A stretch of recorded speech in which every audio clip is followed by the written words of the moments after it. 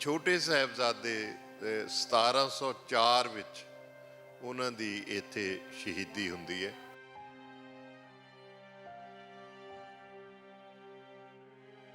ਇਹ ਜਿਹੜਾ ਪੋਹ ਦਾ ਮਹੀਨਾ, ਇਹ ਸਿੱਖਾਂ ਦੇ ਇਤਿਹਾਸ ਵਿੱਚ ਬਹੁਤ ਸੰਜੀਦਾ ਔਰ ਦਰਦਨਾਕ ਮੰਨਿਆ ਜਾਂਦਾ ਹੈ।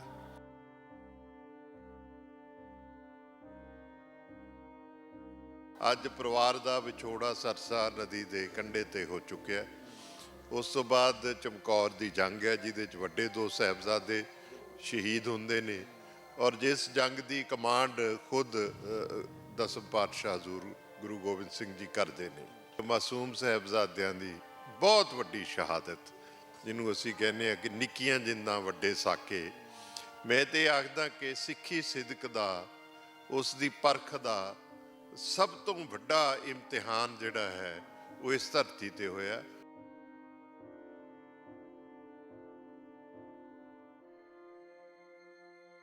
ਕੌਮ ਜਿਹੜੀ ਹੈ ਉਹ ਸਾਹਿਬਜ਼ਾਦਿਆਂ ਦੀ ਸ਼ਹਾਦਤ ਨੂੰ ਦੇਖਦੀ ਹੈ, ਔਰ ਇਹ ਨਹਾਇਤ ਉਦਾਸ ਪੰਨੇ ਵੀ ਹਨ ਸਿੱਖ ਇਤਿਹਾਸ ਦੇ, ਪੀੜਾ ਦੇ, ਕਰੁਣਾ ਦੇ। ਜੋ ਠੱਡੇ ਔਰ ਮਿਆਰ ਕੁਰਬਾਨੀ ਦੇ ਸਿਦਕ ਤੇ ਪਹਿਰਾ ਦਿੰਦੇ ਹੋਏ ਦੋਵੇਂ ਸਾਹਿਬਜ਼ਾਦਿਆਂ ਨੇ ਤੈਅ ਕੀਤੇ ਨੇ, ਉਸ ਤੋਂ ਅੱਗੇ ਕੋਈ ਲਕੀਰ ਸੰਸਾਰ ਦੇ ਇਤਿਹਾਸ ਵਿੱਚ ਨਾ ਖਿੱਚੀ ਗਈ ਹੈ, ਨਾ ਖਿੱਚੀ ਜਾ ਸਕਦੀ ਹੈ।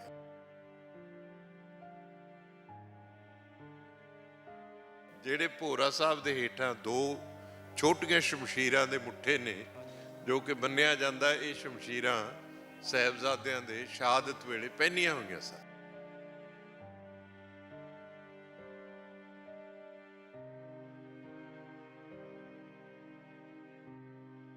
ਅਸੀਂ ਇੱਥੇ ਔਰਤਾਂ ਨੂੰ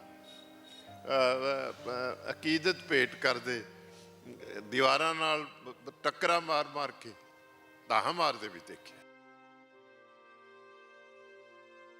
ਕਿਉਂਕਿ ਜਿਸ ਦਿਨ ਸਾਹਿਬਜ਼ਾਦਿਆਂ ਦੀ ਸ਼ਹਾਦਤ ਹੋਈ ਹੈ, ਉਦੋਂ ਸਰਹੰਦ 'ਚ ਕੋਈ ਕਿਸੇ ਦੇ ਘਰ ਰੋਟੀ ਨਹੀਂ ਪੱਕੀ।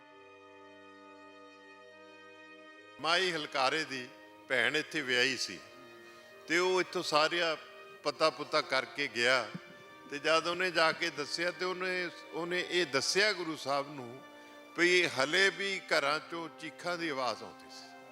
ਹਾਂਜੀ, ਮਤਲਬ ਲੋਕ ਇਸ ਕਹਿਰ ਨੂੰ ਯਾਦ ਕਰਕੇ ਕਿ ਇਹਨਾਂ ਨੂੰ ਖਾਣ ਪੀਣ ਨੂੰ ਕੁਛ ਨਹੀਂ ਦੇਣਾ, ਨਾ ਇਹਨਾਂ ਨਾਲ ਕੋਈ ਮੁਲਾਕਾਤ ਕਰੇਗਾ, ਨਾ ਇਹਨਾਂ ਨੂੰ ਓਢਣ ਲਈ ਕੋਈ ਬਿਸਤਰਾ ਜਾਂ ਕੋਈ ਤਸੀਹੇ ਦੇਣੇ ਨੇ, ਤਾਂ ਕਿ ਇਹ ਇਸਲਾਮ ਕਬੂਲ ਕਰ ਲੈਣ।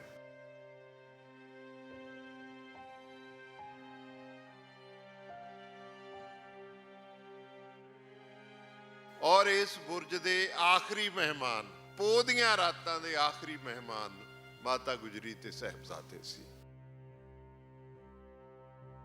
ਇਹ ਕਲੰਕ ਜਿਹੜਾ ਸੀ, ਇਹ ਇਸ ਬਜ਼ੁਰਗ ਦੇ ਮੱਥੇ ਤੇ ਲੱਗਿਆ।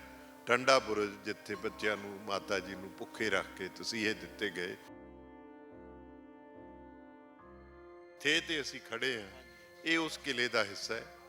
ਜਿਸ ਟਿੱਲੇ ਤੇ ਅਸੀਂ ਖਲੋਤੇ ਹਾਂ, ਇਸ ਦੀ ਮਿੱਟੀ 'ਚ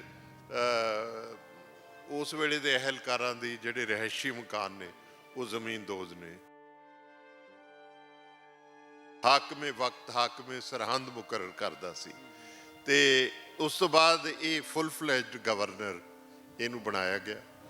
ਤੇ ਇਹਦੀ ਕੋਸ਼ਿਸ਼ ਸੀ ਕਿ ਮੈਂ ਦੋਵਾਂ ਸਾਹਿਬਜ਼ਾਦਿਆਂ ਨੂੰ ਮੁਸਲਮਾਨ ਬਣਾ ਲਾ।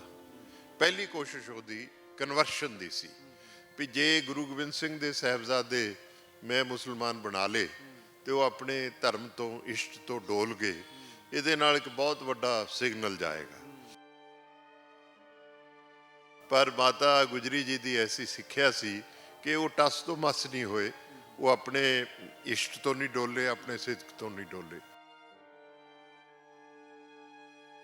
ਲੇਕਿਨ ਜਦੋਂ ਵੀ ਉਹਨਾਂ ਨੂੰ ਕਹਿੰਦੇ ਸੀ ਬੋਲੋ ਸਲਾਮ ਅਲੈਕਮ, ਤਾਂ ਉਹ ਕਹਿੰਦੇ ਸੀ ਵਾਹਿਗੁਰੂ ਜੀ ਕਾ ਖਾਲਸਾ, ਵਾਹਿਗੁਰੂ ਜੀ ਕੀ ਫਤਿਹ। ਤੇ ਉਹਨਾਂ ਨੂੰ ਬੜੇ ਕਠੋਰਤਾ ਦੇ ਨਾਲ ਮੋਢਿਆਂ ਤੋਂ, ਬਾਂਹ ਤੋਂ ਪਿੱਛੋਂ ਧੱਕ ਕੇ ਜਿਹੜੇ ਅਹਿਲਕਾਰ ਨੇ ਉਹਨਾਂ ਨੂੰ ਲਿਆ ਕੇ ਸੂਬੇ ਦੇ ਸਾਹਮਣੇ ਜਿੱਥੇ ਉਹਦਾ ਮਸਨਦ ਲੱਗਿਆ ਸੀ ਖੜੇ ਕਰਤਾ। ਤੇ ਉਹਨਾਂ ਨੂੰ ਆਖਰੀ ਵਾਰ ਪੁੱਛਦਾ ਬਈ ਮੁਸਲਮਾਨ ਬਣਨਾ ਹੈ? ਉਹਨੇ ਕਿਹਾ ਨਹੀਂ।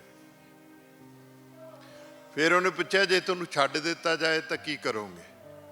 ਕਹਿੰਦੇ ਅਸੀਂ ਤਾਂ ਉਹੀ ਪਿਤਾ ਦਸ਼ਮੇਸ਼ ਦਾ ਸੁਨੇਹਾ ਜਗ੍ਹਾ ਜਗ੍ਹਾ ਦਵਾਂਗੇ।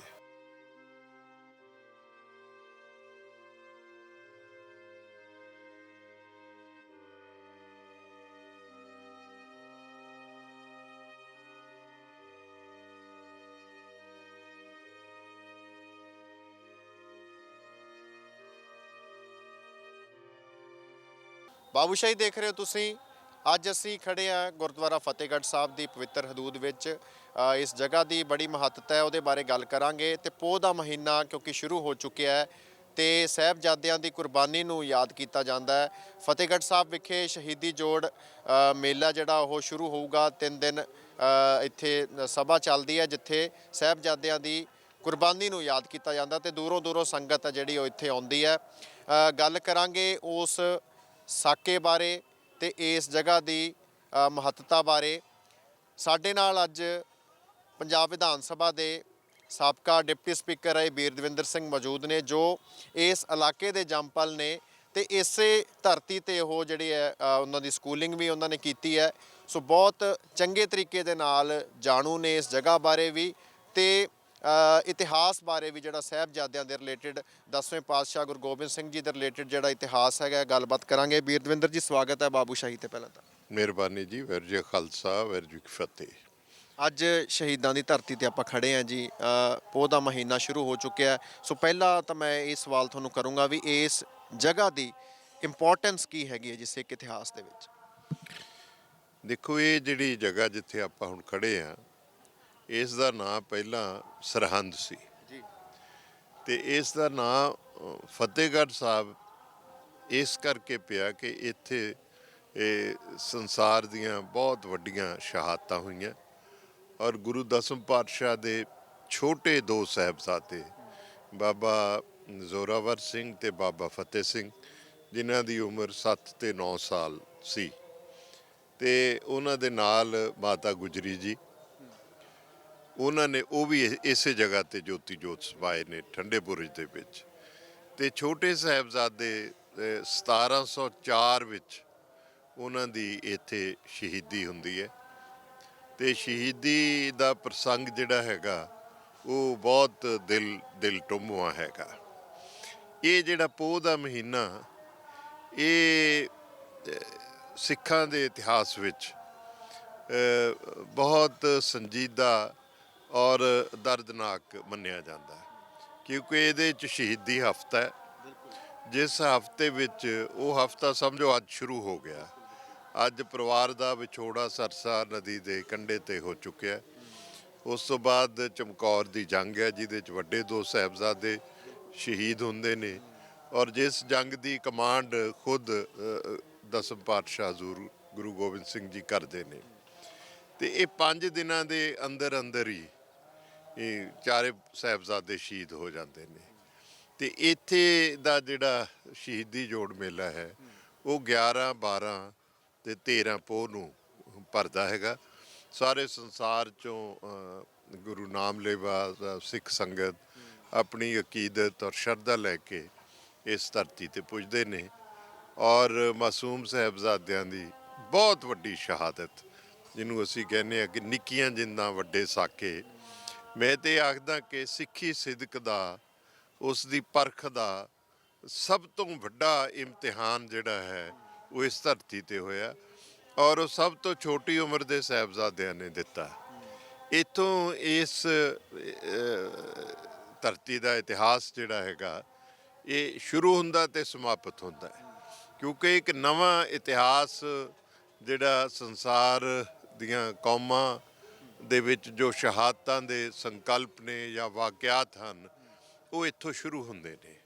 ਔਰ ਮੈਂ ਸਮਝਦਾ ਕਿ ਜਿਸ ਤਰ੍ਹਾਂ ਮੁਹੱਰਮ ਦਾ ਮਹੀਨਾ ਇਸਲਾਮ ਦੇ ਕੈਲੰਡਰ 'ਚ ਨਿਹਾਇਤ ਅਫਸੋਸਨਾਕ ਮੰਨਿਆ ਜਾਂਦਾ ਕਿਉਂਕਿ ਉਸ ਮਹੀਨੇ ਹਜ਼ਰਤ ਮੁਹੰਮਦ ਸਾਹਿਬ ਦੇ ਨਵਾਸੇ ਜਿਹੜੇ ਸੀ, ਉਹਨਾਂ ਨੂੰ ਕੂਫਾ ਦਰਿਆ ਦੇ ਕਿਨਾਰੇ ਕਰਬਲਾ ਦੇ ਮੈਦਾਨ ਵਿੱਚ ਪਿਆਸੇ ਰੱਖ ਕੇ ਸ਼ਹੀਦ ਕੀਤਾ ਗਿਆ ਸੀ। ਉਸ ਸਮੇਂ ਨੂੰ ਪੂਰੀ ਇਸਲਾਮ ਨੂੰ ਮੰਨਣ ਵਾਲੇ ਜਿਹੜੇ ਲੋਕ ਨੇ ਉਹ ਨਿਹਾਇਤ ਸਾਦਗੀ ਔਰ ਦਰਦ ਨਾਲ ਯਾਦ ਕਰਦੇ ਨੇ। ਠੀਕ ਇਸੇ ਤਰ੍ਹਾਂ ਸਿੱਖ ਕੌਮ ਜਿਹੜੀ ਹੈ ਉਹ ਸਾਹਿਬਜ਼ਾਦਿਆਂ ਦੀ ਸ਼ਹਾਦਤ ਨੂੰ ਦੇਖਦੀ ਹੈ ਔਰ ਇਹ ਨਿਹਾਇਤ ਉਦਾਸ ਪੰਨੇ ਵੀ ਹਨ ਸਿੱਖ ਇਤਿਹਾਸ ਦੇ, ਪੀੜਾ ਦੇ, ਕਰੁਣਾ ਦੇ, ਜਜ਼ਬਾਤ ਦੇ ਔਰ ਕੁਰਬਾਨੀ ਦਾ ਇੱਕ ਸਿਖਰ ਅਸੀਂ ਮੰਨਦੇ ਹਾਂ, ਕਿਉਂਕਿ ਜੋ ਠੱਡੇ ਔਰ ਮਿਆਰ ਕੁਰਬਾਨੀ ਦੇ ਸਿਦਕ ਤੇ ਪਹਿਰਾ ਦਿੰਦੇ ਹੋਏ ਦੋਵੇਂ ਸਾਹਿਬਜ਼ਾਦਿਆਂ ਨੇ ਤੈਅ ਕੀਤੇ ਨੇ, ਉਸ ਤੋਂ ਅੱਗੇ ਕੋਈ ਲਕੀਰ ਸੰਸਾਰ ਦੇ ਇਤਿਹਾਸ ਵਿੱਚ ਨਾ ਖਿੱਚੀ ਗਈ ਹੈ ਨਾ ਖਿੱਚੀ ਜਾ ਸਕਦੀ ਹੈ। ਮੈਂ ਇਸ ਧਰਤੀ ਦਾ ਜੰਮਪਲ ਹਾਂ, ਨਾਲ ਹੀ ਮੇਰਾ ਪਿੰਡ ਹੈ। ਇਹ ਜਿਹੜੀ ਤੁਹਾਨੂੰ ਪਿੱਛੇ ਇਮਾਰਤਾਂ ਦਿਖ ਰਹੀਆਂ ਨੇ ਇਹ ਸਾਡੇ ਵੇਖਦਿਆਂ ਵੇਖਦਿਆਂ ਤਾਮੀਰ ਹੋਈਆਂ ਨੇ। ਮੈਨੂੰ ਯਾਦ ਹੈ ਅਸੀਂ ਇੱਥੇ ਪਹਿਲੀ ਦੂਜੀ ਕਲਾਸ 'ਚ ਪੜ੍ਹਦੇ ਸੀ। ਦਰਸ਼ਨ ਡਿਊਟੀ ਦੇ ਬਰਾਂਡਿਆਂ 'ਚ ਇੱਥੇ ਮਾਤਾ ਗੁਜਰੀ ਸਕੂਲ ਸ਼ੁਰੂ ਹੋਇਆ ਸੀ ਔਰ ਅੱਧੀ ਛੁੱਟੀ ਵੇਲੇ ਸਾਨੂੰ ਅਸੀਂ ਘਰਾਂ ਤੋਂ ਚੂਰੀ ਪਰੌਂਠੇ ਲਿਆਉਂਦੇ ਸੀ, ਲੇਕਿਨ ਆਗਿਆ ਨਹੀਂ ਸੀ ਹੁੰਦੀ ਸਕੂਲ ਵੱਲੋਂ ਖਾਣ ਦੀ। ਸਾਡੇ ਇੱਕ ਭੈਣ ਜੀ ਸਨ, ਇੱਥੇ ਮੜੌਲੀ ਪਿੰਡ ਹੈ ਮੋਰਿੰਡੇ ਦੇ ਕੋਲ, ਭੈਣ ਜੀ ਬੇਅੰਤ ਕੌਰ, ਉਹ ਲਾਈਨ ਲਵਾ ਕੇ ਬੱਚਿਆਂ ਦੀ ਇੱਥੇ ਲਿਆਉਂਦੇ ਸੀ ਗੁਰਦੁਆਰਾ ਸਾਹਿਬ ਦੇ ਵਿਹੜੇ 'ਚ। ਉਦੋਂ ਇਹ ਭੋਰਾ ਸਾਹਿਬ ਦੀ ਖੁਦਾਈ ਹੋ ਰਹੀ ਸੀ। ਜਿਹੜੇ ਭੋਰਾ ਸਾਹਿਬ ਦੇ ਹੇਠਾਂ ਦੋ ਛੋਟੀਆਂ ਸ਼ਮਸ਼ੀਰਾਂ ਦੇ ਮੁੱਠੇ ਨੇ ਜੋ ਕਿ ਮੰਨਿਆ ਜਾਂਦਾ ਇਹ ਸ਼ਮਸ਼ੀਰਾਂ ਸਾਹਿਬਜ਼ਾਦਿਆਂ ਦੇ ਸ਼ਹਾਦਤ ਵੇਲੇ ਪਹਿਨੀਆਂ ਹੋਈਆਂ ਸਨ। ਉਹ ਉਸ ਵੇਲੇ ਖੁਦਾਈ ਚੋਂ ਨਿਕਲੀਆਂ ਸੀ ਤੇ ਉਹ ਜਿਹੜੀਆਂ ਖੁਦਾਈ ਚੋਂ ਇੱਟਾਂ ਨਿਕਲੀਆਂ ਸੀ ਉਹਨਾਂ ਇੱਟਾਂ ਤੋਂ ਸੰਗਤ ਉਰੇ ਆ ਕੇ ਬਦਲਾ ਲੈਂਦੀ ਸੀ ਔਰ ਸਾਨੂੰ ਕਿਹਾ ਜਾਂਦਾ ਸੀ ਵੀ ਕੋਈ ਬੱਚਾ ਚੂਰੀ ਰੋਟੀ ਜਾਂ ਪਰੌਂਠਾ ਨਹੀਂ ਖਾਏਗਾ, ਪਹਿਲਾਂ ਇੱਟਾਂ ਤੋਂ ਬਦਲਾ ਲਓ। ਫਿਰ ਅਸੀਂ ਆ ਕੇ ਛੋਟੀਆਂ ਇੱਟਾਂ ਚੁੱਕ ਕੇ ਉਹ ਥੌੜੀਆਂ ਦੇ ਨਾਲ ਭੰਨ ਕੇ ਬਦਲਾ ਲੈਂਦੇ ਸੀ। ਤੇ ਇੱਥੇ ਨਾਲ ਹੀ ਇੱਕ ਖੂਹ ਸੀ ਬਹੁਤ ਵੱਡਾ। ਉਸ ਤੋਂ ਬਾਅਦ ਖੂਹ ਦੀ ਪਰਿਕਰਮਾ ਕਰਾਉਂਦੇ ਸੀ ਤੇ ਅੱਗੇ ਅੱਗੇ ਉਹ ਬੋਲਦੇ ਸੀ ਕਿ ਸਿਰ ਜਾਵੇ ਤਾਂ ਜਾਏ, ਸਾਡਾ ਸਿੱਖੀ ਸਿਦਕ ਨਾ ਜਾਏ। ਇਹ ਅਸੀਂ ਪਰਿਕਰਮਾ ਕਰਦੇ ਹੋਏ ਸਾਰੇ ਬੱਚੇ ਪੜ੍ਹਦੇ ਸੀਗੇ ਧਾਰਨਾ, ਕਿਉਂਕਿ ਇੱਥੇ ਸਿਦਕ ਦਾ ਇਮਤਿਹਾਨ ਹੋਇਆ। ਇਸ ਕਰਕੇ ਸਿਦਕ ਦਾ ਹੀ ਸਬਕ ਜਿਹੜਾ ਸੀ ਉਹ ਇੱਥੇ ਬੱਚਿਆਂ ਨੂੰ ਜਿਹੜਾ ਸੀ ਦਿੱਤਾ ਜਾਂਦਾ ਸੀ ਤੇ ਸਾਰੀ ਕੌਮ ਦੇ ਵਾਸਤੇ, ਕੌਮ ਵੀ ਇੱਥੇ ਇਸੇ ਕਰਕੇ ਸਜਦਾ ਕਰਦੀ ਹੈ। ਹੁਣ ਲੱਖਾਂ ਦੀ ਗਿਣਤੀ 'ਚ ਲੋਕ ਇੱਥੇ ਆਉਣਗੇ ਤੇ ਅਸੀਂ ਦੇਖਦੇ ਰਹੇ ਹਾਂ, ਸਾਡੇ ਦੇਖਦਿਆਂ ਆ ਸਾਰੇ ਥੇ ਜਿਹੜੇ ਸੀ ਗੁਰਦੁਆਰਾ ਸਾਹਿਬ ਦੇ ਆਲੇ ਦੁਆਲੇ ਉਹ ਪਹਿਲਾਂ ਰੋੜੀ ਤੇ ਮਿੱਟੀ 'ਚ ਤਬਦੀਲ ਹੋ ਗਏ, ਕਿਉਂਕਿ ਸੰਗਤਾਂ ਆ ਕੇ ਬਦਲਾ ਲੈਂਦੀਆਂ ਸੀ। ਇੱਥੋਂ ਦੀਆਂ ਇੱਟਾਂ ਦੀਆਂ ਰੋੜੀਆਂ ਚੁੱਕ ਕੇ ਲੋਕ ਫਿਰ ਕੋਈ ਦਰਿਆ ਸਤਲੁਜ ਸੁੱਟਦਾ ਸੀ, ਕੋਈ ਬਿਆਸ ਸੁੱਟਦਾ ਸੀ। ਇਹ ਵਰਤਾਰੇ ਵੀ ਅਸੀਂ ਦੇਖੇ ਨੇ। ਅਸੀਂ ਇੱਥੇ ਔਰਤਾਂ ਨੂੰ ਅਕੀਦਤ ਭੇਟ ਕਰਦੇ, ਦੀਵਾਰਾਂ ਨਾਲ ਟੱਕਰਾਂ ਮਾਰ ਕੇ ਧਾਹਾਂ ਮਾਰਦੇ ਵੀ ਦੇਖਿਆ। ਹਾਂਜੀ, ਸੋ ਸਮੇਂ ਦੇ ਨਾਲ ਮਤਲਬ ਨਿਹਾਇਤ ਇੱਕ ਗਮਗੀਨ ਕਿਸਮ ਦਾ ਮਾਹੌਲ ਇਸ ਧਰਤੀ ਦਾ ਸੀ ਔਰ ਸਾਡੇ ਇਸ ਇਲਾਕੇ ਦੇ ਲੋਕ, ਸਾਡਾ ਆਪਣਾ ਪਰਿਵਾਰ, ਅਸੀਂ ਇੱਕ ਪੋਹ ਤੋਂ ਆਪਣੇ ਬਿਸਤਰੇ ਜ਼ਮੀਨ ਤੇ ਲਾ ਲੈਂਦੇ ਹਾਂ। ਸਾਡੇ ਘਰਾਂ 'ਚ ਇਹ ਖਾਸ ਕਰਕੇ ਜਿਹੜੇ 3 ਦਿਨ ਨੇ ਜਿਹੜੀ ਲੰਗਰਾਂ ਦੀ ਪਰੰਪਰਾ, ਲੋਕਾਂ ਦੇ ਘਰਾਂ 'ਚ ਰੋਟੀ ਨਹੀਂ ਸੀ ਪੱਕਦੀ, ਕਿਉਂਕਿ ਜਿਸ ਦਿਨ ਸਾਹਿਬਜ਼ਾਦਿਆਂ ਦੀ ਸ਼ਹਾਦਤ ਹੋਈ ਹੈ ਉਦੋਂ ਸਰਹੰਦ 'ਚ ਕੋਈ ਕਿਸੇ ਦੇ ਘਰ ਰੋਟੀ ਨਹੀਂ ਪੱਕੀ। ਈਵਨ ਮੁਸਲਮਾਨਾਂ ਦੇ ਘਰ 'ਚ ਵੀ ਚੁੱਲ੍ਹੇ ਨਹੀਂ ਬਲੇ, ਜਿਹੜੇ ਮੁਸਲਮਾਨ ਗੁਰੂ ਦਸਮ ਪਾਤਸ਼ਾਹ ਪ੍ਰਤੀ ਅਕੀਦਤ ਰੱਖਦੇ ਸੀ। ਔਰ ਇਤਿਹਾਸ 'ਚ ਇਹ ਵੀ ਜ਼ਿਕਰ ਆਉਂਦਾ ਹੈ ਕਿ ਜਦੋਂ ਮਾਈ ਹਲਕਾਰੇ ਨੂੰ ਰਾਏ ਕੱਲੇ ਦੇ ਸਥਾਨ ਤੋਂ ਗੁਰੂ ਸਾਹਿਬ ਨੇ ਇੱਥੇ ਭੇਜਿਆ ਪਤਾ ਕਰਨ ਲਈ ਸਾਹਿਬਜ਼ਾਦਿਆਂ ਦੀ ਸਾਰੀ ਸ਼ਹਾਦਤ ਦਾ ਬਿਰਤਾਂਤ, ਤੇ ਰਾਏ ਉਹਦੀ ਮਾਈ ਹਲਕਾਰੇ ਦੀ ਭੈਣ ਇੱਥੇ ਵਿਆਹੀ ਸੀ ਤੇ ਉਹ ਇੱਥੋਂ ਸਾਰਿਆ ਪਤਾ ਪੁੱਤਾ ਕਰਕੇ ਗਿਆ ਤੇ ਜਦ ਉਹਨੇ ਜਾ ਕੇ ਦੱਸਿਆ ਤੇ ਉਹਨੇ ਇਹ ਦੱਸਿਆ ਗੁਰੂ ਸਾਹਿਬ ਨੂੰ ਵੀ ਹਲੇ ਵੀ ਘਰਾਂ 'ਚੋਂ ਚੀਖਾਂ ਦੀ ਆਵਾਜ਼ ਆਉਂਦੀ ਸੀ। ਹਾਂਜੀ, ਮਤਲਬ ਲੋਕ ਇਸ ਕਹਿਰ ਨੂੰ ਯਾਦ ਕਰਕੇ ਤੇ ਘਰਾਂ 'ਚੋਂ ਚੀਖਾਂ ਦੀ ਰੁਦਨ ਦੀ ਆਵਾਜ਼ ਆਉਂਦੀ ਸੀ। ਤੇ ਸਾਹਿਬਜ਼ਾਦਿਆਂ ਦੀ ਜਿਹੜੀ ਸ਼ਹਾਦਤ ਹੈ ਉਹਨਾਂ ਨੂੰ ਜਿਵੇਂ ਇਤਿਹਾਸ 'ਚ ਜ਼ਿਕਰ ਆਉਂਦਾ ਹੈ ਕਿ ਸਹੇੜੀ ਪਿੰਡ ਤੋਂ ਗ੍ਰਿਫਤਾਰ ਕੀਤਾ। ਠੀਕ ਹੈ। ਸਹੇੜੀ ਪਿੰਡ ਉਹਨਾਂ ਦਾ ਪੁਰਾਣਾ ਰਸੋਈਆ ਦਸਮ ਪਾਤਸ਼ਾਹ ਦਾ ਗੰਗੂ ਉਸ ਦਾ ਪਿੰਡ ਸੀ। ਇੱਥੇ ਮੈਂ ਇਹ ਵੀ ਦੱਸਦਾ ਕਿ ਕਿੰਨੀ ਦੂਰ ਹੈ ਜੀ ਇੱਥੋਂ ਪਿੰਡ ਉਹ ਮਰਿੰਡੇ ਤੋਂ ਕਾਇਨੌਰ ਵਾਲੀ ਸੜਕ ਤੇ ਹੈ। ਇੱਥੋਂ 15 ਕਿਲੋਮੀਟਰ ਹੋਏਗਾ। ਇੱਥੇ ਮੈਂ ਇਹ ਵੀ ਦੱਸਦਾ ਕਿ ਜਿਹੜਾ ਪ੍ਰਸੰਗ ਮੈਂ ਸੁਣਾ ਰਿਹਾ ਇਹਦਾ ਬਹੁਤ ਜ਼ਿਆਦਾ ਆਧਾਰ, ਮੈਂ ਇਤਿਹਾਸ ਦਾ ਵਿਦਿਆਰਥੀ ਹਾਂ ਤੇ ਇਤਿਹਾਸ ਦਾ ਅਧਿਐਨ ਕੀਤਾ, ਖਾਸ ਕਰਕੇ ਇਹ ਜਿਹੜਾ ਸਿੱਖ ਇਤਿਹਾਸ ਔਰ ਸਰਹੰਦ ਨਾਲ ਜੁੜਿਆ। ਇਹਦੇ ਬਾਰੇ ਬਹੁਤ ਸਾਰੇ ਭਰਮ ਭੁਲੇਖੇ ਵੀ ਨੇ ਤੇ ਇਤਿਹਾਸਕਾਰਾਂ ਦੀ ਅਲੱਗ-ਅਲੱਗ ਰਾਏ ਹੈ। ਮੈਂ ਜਿਹੜੇ ਮਾਡਰਨ ਹਿਸਟੋਰੀਅਨਸ ਨੇ ਉਹਨਾਂ ਦੀਆਂ ਪੁਸਤਕਾਂ ਵੀ, ਅੰਗਰੇਜ਼ਾਂ ਦੀਆਂ ਵੀ, ਔਰ ਜਿਹੜੇ ਫਾਰਸੀ 'ਚ ਮਿਲਦੇ ਨੇ ਪ੍ਰਸੰਗ ਉਹ ਵੀ ਸਾਰੇ ਪੜ੍ਹੇ ਨੇ। ਔਰ ਜਿਹੜੇ ਪੁਰਾਤਨ ਗ੍ਰੰਥ ਨੇ ਜਿਵੇਂ ਸ਼੍ਰੀ ਗੁਰੂ ਪ੍ਰਕਾਸ਼ ਗ੍ਰੰਥ ਹੈਗਾ ਤੇ ਆਪਣਾ ਗੁਰੂ ਸ਼ੋਭਾ ਹੈ, ਜਾਂ ਕਥਾ ਗੁਰੂ ਜੀ ਕੇ ਸੂਤਨ ਕੀ, ਇਹ ਲਿਖੀ ਹੈਗੀ ਹੈ ਭਾਈ ਦੁੰਨਾ ਸਿੰਘ ਹਡੂਰੀਆ ਨੇ। ਤਵਾਰੀਖ ਗੁਰੂ ਖਾਲਸਾ ਹੈ। ਤਕਰੀਬਨ ਸਾਰਿਆਂ ਦਾ ਅਧਿਐਨ ਕੀਤਾ, ਸਾਰਿਆਂ 'ਚ ਹੀ ਜ਼ਿਕਰ ਆਉਂਦੇ ਨੇ, ਲੇਕਿਨ ਅਲੱਗ-ਅਲੱਗ ਕਿਸਮ ਦੇ ਪ੍ਰਸੰਗ ਨੇ। ਪਰ ਅਸੀਂ ਦੁੰਨਾ ਸਿੰਘ ਹਡੂਰੀਏ ਦਾ ਜਿਹੜਾ ਇਤਿਹਾਸ ਲਿਖਿਆ ਹੈ, ਕਥਾ ਗੁਰੂ ਜੀ ਕੇ ਸੂਤਨ ਕੀ, ਉਸ ਨੂੰ ਮੈਂ ਜ਼ਿਆਦਾ ਅਥੈਂਟਿਕ ਮੰਨਦਾ, ਕਿਉਂਕਿ ਦੁੰਨਾ ਸਿੰਘ ਹਡੂਰੀਆ ਗੁਰੂ ਸਾਹਿਬ ਦੇ ਸਮਕਾਲੀ ਸੀ। ਉਹਨਾਂ ਦੇ ਨਾਲ ਹੀ ਅਨੰਦਪੁਰ ਤੋਂ ਚੱਲੇ ਸੀ ਔਰ ਗੁਰੂ ਸਾਹਿਬ ਨੇ ਉਹਨਾਂ ਦੀ ਡਿਊਟੀ ਲਾਈ ਸੀ ਕਿ ਉਹਨਾਂ ਨੇ ਮਾਤਾ ਗੁਜਰੀ ਜੀ ਔਰ ਸਾਹਿਬਜ਼ਾਦਿਆਂ ਦੇ ਨਾਲ ਰਹਿਣਾ, ਤੇ ਸਾਹਿਬਜ਼ਾਦਿਆਂ ਦੇ ਨਾਲ ਹੀ ਉਹਨਾਂ ਨੇ ਸਰਸਾ ਨਦੀ ਪਾਰ ਕੀਤੀ। ਔਰ ਪਹਿਲੀ ਰਾਤ ਸਰਸਾ ਨਦੀ ਨੂੰ ਪਾਰ ਕਰਨ ਤੋਂ ਬਾਅਦ ਜਿਹੜੀ ਕਾਮੇ ਮਾਸ਼ਕੀ ਦੇ ਘਰ ਗੁਜ਼ਾਰੀ, ਉਸ ਵੇਲੇ ਭਾਈ ਦੁੰਨਾ ਸਿੰਘ ਤੇ ਉਹਨਾਂ ਦੀ ਪਤਨੀ ਇਹ ਮਾਤਾ ਗੁਜਰੀ ਜੀ ਦੇ ਨਾਲ ਸਨ। ਔਰ ਇੱਕ ਹੋਰ ਮੈਂ ਦਿਲਚਸਪ ਗੱਲ ਦੱਸਣੀ ਚਾਹੁੰਦਾ ਕਿ ਭਾਈ ਦੁੰਨੇ ਦਾ ਜਿਹੜਾ ਜ਼ੱਦੀ ਪਿੰਡ ਸੀ ਉਹ ਵੀ ਗੰਗੂ ਬ੍ਰਾਹਮਣ ਵਾਲਾ ਹੀ ਸੀ, ਹਾਂਜੀ, ਤੇ ਉਹ ਉਹਦੇ ਪਿੰਡ ਦੇ ਸਨ। ਗੰਗੂ ਵੀ ਅਨੰਦਪੁਰ ਸਾਹਿਬ ਗੁਰੂ ਸਾਹਿਬ ਦੀ ਲੰਗਰ ਦੀ ਸੇਵਾ ਕਰਦਾ ਸੀ ਔਰ ਭਾਈ ਦੁੰਨਾ ਉਹਨਾਂ ਦੇ ਵਾਕਿਆ ਨਵੀਸ ਸਨ ਤੇ ਮਹਾਰਾਜ ਦੀ ਸੇਵਾ ਵਿੱਚ ਹੀ ਸੀਗੇ। ਤੇ ਗੁਰੂ ਸਾਹਿਬ ਤੋਂ ਉਹਨਾਂ ਨੇ ਅਨੰਦਪੁਰ ਛੱਡਣ ਤੋਂ ਪਹਿਲਾਂ ਪੁੱਛਿਆ ਸੀ ਕਿ ਮੇਰੇ ਜ਼ੁੰਮੇ ਕੀ ਸੇਵਾ, ਮੈਂ ਤਲਵਾਰ ਉਠਾਉਣੀ ਹੈ ਜਾਂ ਕਲਮ ਉਠਾਉਣੀ ਹੈ। ਗੁਰੂ ਸਾਹਿਬ ਨੇ ਕਿਹਾ ਸੀ ਤਲਵਾਰ ਉਠਾਉਣ ਵਾਲੀ ਸੰਗਤ ਬੜੀ ਹੈ, ਕਲਮ ਵਾਲਾ ਕੰਮ ਕਿਸੇ ਨੇ ਨਹੀਂ ਕਰਨਾ। ਇਤਿਹਾਸ ਸ਼ੁਰੂ ਹੋਣ ਲੱਗਿਆ, ਇਸ ਲਈ ਕੋਈ ਵਾਕਿਆ ਐਸਾ ਨਾ ਰਹਿ ਜੇ ਜਿਹੜਾ ਲਿਖਿਆ ਨਾ ਜਾਏ। ਤੇਰੀ ਭਾਈ ਦੁੰਨਾ ਸਿਆ ਇਹ ਡਿਊਟੀ ਹੈ ਤੇ ਤੂੰ ਮਾਤਾ ਜੀ ਦੇ ਨਾਲ ਜਾਣਾ। ਤੇ ਇਹ ਉਹ ਉਸ ਦਿਨ ਉਸ ਪਿੰਡ ਸਨ ਸਹੇੜੀ 'ਚ ਜਿਸ ਦਿਨ ਗ੍ਰਿਫਤਾਰੀ ਹੋਈ, ਉਹ ਆਪਣੇ ਘਰ ਚਲੇ ਗਏ। ਮਾਤਾ ਜੀ ਨੂੰ, ਬੱਚਿਆਂ ਨੂੰ, ਸਾਹਿਬਜ਼ਾਦਿਆਂ ਨੂੰ ਗੰਗੂ ਆਪਣੇ ਘਰ ਲੈ ਗਿਆ ਤੇ ਉਹਨਾਂ ਨੂੰ ਸਵੇਰੇ ਪਤਾ ਲੱਗਿਆ ਕਿ ਉਹ ਤਾਂ ਗ੍ਰਿਫਤਾਰ ਕਰਾਤੇ ਤੇ ਮਰਿੰਡੇ ਦਾ ਕੁਤਵਾਲ ਜਾਨੀ ਖਾਨ ਉਹਨਾਂ ਨੂੰ ਲੈ ਗਿਆ ਹੈਗਾ। ਉਸ ਤੋਂ ਬਾਅਦ ਉਹ ਪੈੜਾ ਨੱਪਦੇ ਮਰਿੰਡੇ ਵੀ ਗਏ, ਕੋਤਵਾਲੀ ਦੇ ਆਲੇ ਦੁਆਲੇ ਵੀ ਘੁੰਮੇ ਫਿਰੇ, ਪਤਾ ਕੀਤਾ। ਤੇ ਫਿਰ ਜਦੋਂ ਸਾਹਿਬਜ਼ਾਦਿਆਂ ਨੂੰ ਸਰਹੰਦ ਲਿਆਂਦਾ, ਸੂਬਾ ਸਰਹੰਦ ਵਜੀਦ ਖਾਨ ਦੇ ਹੁਕਮ ਨਾਲ, ਫਿਰ ਉਹ ਸਰਹੰਦ ਆ ਗਏ। ਫਿਰ ਇੱਥੇ ਆਲੇ ਦੁਆਲੇ ਸਾਰੀ ਜਾਣਕਾਰੀ ਲੈਂਦੇ ਰਹੇ। ਜਿਸ ਦਿਨ ਸ਼ਹਾਦਤ ਹੋਈ ਉਸ ਦਿਨ ਵੀ ਇੱਥੇ ਸਨ। ਇਸ ਕਰਕੇ ਉਹਨਾਂ ਕੋਲ ਫਰੈਸ਼ ਅਕਾਊਂਟ ਸੀ ਜੋ ਇੱਥੇ ਵਾਪਰਿਆ। ਉਹਨਾਂ ਨੇ ਜੋ ਕਥਾ ਗੁਰੂ ਜੀ ਕੀ ਸੂਤਨ 'ਚ ਬਿਆਨ ਕੀਤਾ, ਜੋ ਹੋਰ ਇਤਿਹਾਸਕਾਰਾਂ ਦੇ ਉਹਦੇ 'ਚ ਨਹੀਂ ਮਿਲਦਾ, ਕਿ ਕਿਸ ਕਿਸਮ ਦੇ ਤਸੀਹੇ ਦਿੱਤੇ ਗਏ।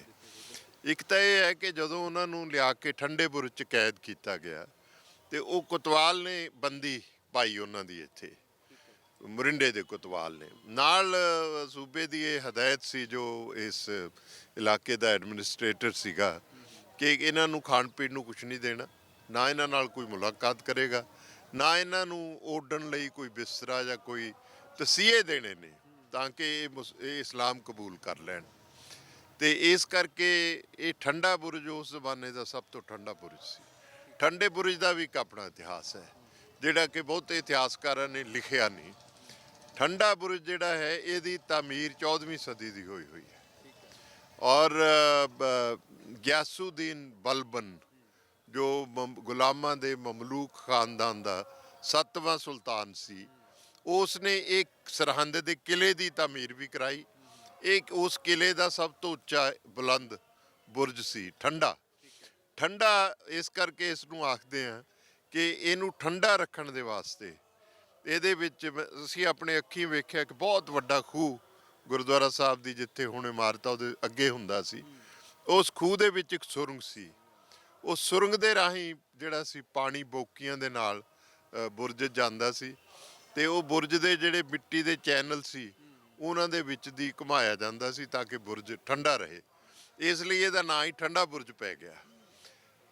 ਤੇ ਦਿਲਚਸਪ ਗੱਲ ਇਹ ਹੈ ਕਿ ਇਸ ਬੁਰਜ ਦੀ ਤਾਮੀਰ ਮੁਕੰਮਲ ਹੋਣ ਤੋਂ ਬਾਅਦ ਇਹਦਾ ਪਹਿਲਾ ਮਹਿਮਾਨ ਜਿਹੜਾ ਹੈਗਾ ਉਹ ਮਮਲੂਕ ਖਾਨਦਾਨ ਦਾ ਸੁਲਤਾਨ ਗਿਆਸੁਦੀਨ ਬਲਬਲ ਸੀ।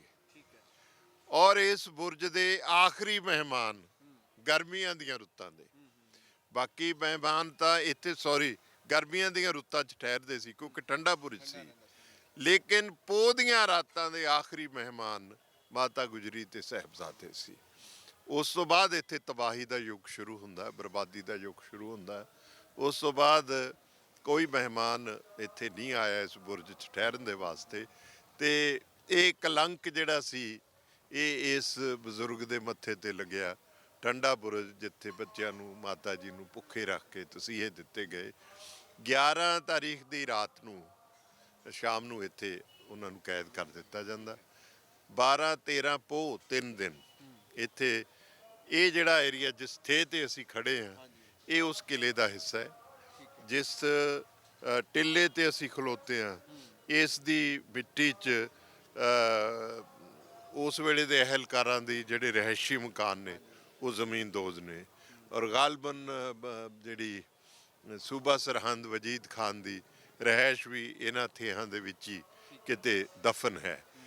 ਤੇ ਇਹ ਜਿੱਥੇ ਗੁਰਦੁਆਰਾ ਸਾਹਿਬ ਹੈ ਇਹ ਅਦਾਲਤ ਦਾ ਵਿਹੜਾ ਸੀ, ਜਿੱਥੇ ਸੂਬਾ ਅਦਾਲਤ ਲਾਉਂਦਾ ਸੀ।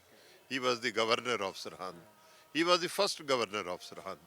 ਉਸ ਤੋਂ ਪਹਿਲਾਂ ਇਹ ਸਾਰਾ ਇਲਾਕਾ ਜਿਹੜਾ ਇਹ ਲਾਹੌਰ ਦੇ ਗਵਰਨਰ ਦੇ ਮਤਹਿਤ ਸੀ। ਇੱਥੇ ਮੁੰਤਜ਼ਮਿਨ ਲਾਏ ਜਾਂਦੇ ਸੀ ਕਿ ਐਡਮਿਨਿਸਟ੍ਰੇਟਰ ਲਾਏ ਜਾਂਦੇ ਸੀ। ਹਾਕਮੇ ਵਕਤ ਹਾਕਮੇ ਸਰਹੰਦ ਮੁਕਰਰ ਕਰਦਾ ਸੀ। ਤੇ ਉਸ ਤੋਂ ਬਾਅਦ ਇਹ ਫੁੱਲ ਫਲੈਜਡ ਗਵਰਨਰ ਇਹਨੂੰ ਬਣਾਇਆ ਗਿਆ। ਤੇ ਇਹਦੀ ਕੋਸ਼ਿਸ਼ ਸੀ ਕਿ ਮੈਂ ਦੋਵਾਂ ਸਾਹਿਬਜ਼ਾਦਿਆਂ ਨੂੰ ਮੁਸਲਮਾਨ ਬਣਾ ਲਾ। ਪਹਿਲੀ ਕੋਸ਼ਿਸ਼ ਉਹਦੀ ਕਨਵਰਸ਼ਨ ਦੀ ਸੀ ਵੀ ਜੇ ਗੁਰੂ ਗੋਬਿੰਦ ਸਿੰਘ ਦੇ ਸਾਹਿਬਜ਼ਾਦੇ ਮੈਂ ਮੁਸਲਮਾਨ ਬਣਾ ਲਏ ਤੇ ਉਹ ਆਪਣੇ ਧਰਮ ਤੋਂ ਇਸ਼ਟ ਤੋਂ ਡੋਲ ਗਏ, ਇਹਦੇ ਨਾਲ ਇੱਕ ਬਹੁਤ ਵੱਡਾ ਸਿਗਨਲ ਜਾਏਗਾ।